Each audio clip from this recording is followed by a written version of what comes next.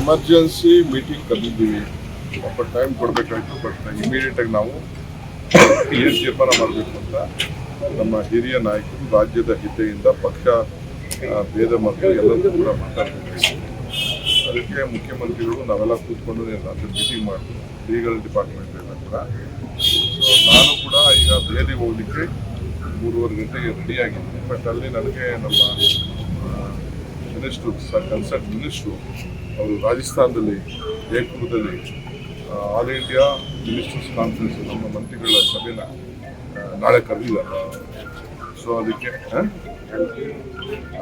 ಅವರು ಕರೆದಿದ್ದಾರೆ all India conference Rajasthan ಜೈಪುರದಲ್ಲಿ ಕರೆದಿದ್ದಾರೆ. ಅದಕ್ಕೂ ನಾನು ಪಾರ್ಟಿಸಿಪೇಟ್ ಮಾಡ್ತೀನಿ. ಅಲ್ಲಿ ಮಾತಾಡಿ ನಮ್ಗೆ ಏನು ಮನವಿ ಇದೆ ಖಂಡಿತ ಮನವಿನ ನಮ್ಮ ಪರಿಸ್ಥಿತಿ ವಾಸ್ತವಾಂಶ ಕೂಡ ನಾವು ತಿಳಿಸ್ತೀವಿ. ಅವ್ರಿಗೂ ಕೂಡ ಕೆಲವು ವಿಚಾರ ಮಂದಕ್ಕೆ ಮಾಡ್ತಿದ್ದೀವಿ. ಬಟ್ ಕೆಲವು ಡಿಸಿಷನ್ಸ್ ಏನು ಮಾಡಬೇಕು ಅನ್ನೋದನ್ನು ವಿರೋಧ ಪಾರ್ಟಿ ನಾಯಕರುಗಳನ್ನ MP ಸಜೆಷನ್ ಕೊಡಬೇಕು ತಿಳಿಸಿದ್ದೀವಿ. ಈಗ ಮಾತಾಡಬೇಕು ಏನು ಮಾಡಬೇಕು ಅಂತೇಳಿ.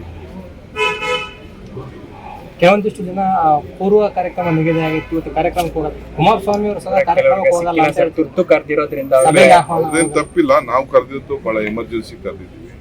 ಅವರು ನ್ಯಾಚುರಲಿ ಎಲ್ಲ ಲೀಡರ್ಸ್ಗಳಿಗೆ ಅವ್ರದ್ದು ನಮಗೂ ಇತ್ತು. ಡೆಪ್ಟಿ ಕಮಿಷನರ್ಸ್ ಮೀಟಿಂಗು ಕಾನ್ಫರೆನ್ಸಸ್ ಎಲ್ಲ ನಡೀತಾ ಇಲ್ಲ. ಆದರೂ ಎಷ್ಟೋ CM 2 ಪ್ರೋಗ್ರಾಮ್ ಇತ್ತು, ಕ್ಯಾನ್ಸಲ್ ಮಾಡಿ ಇವತ್ತು ಸಭೆ.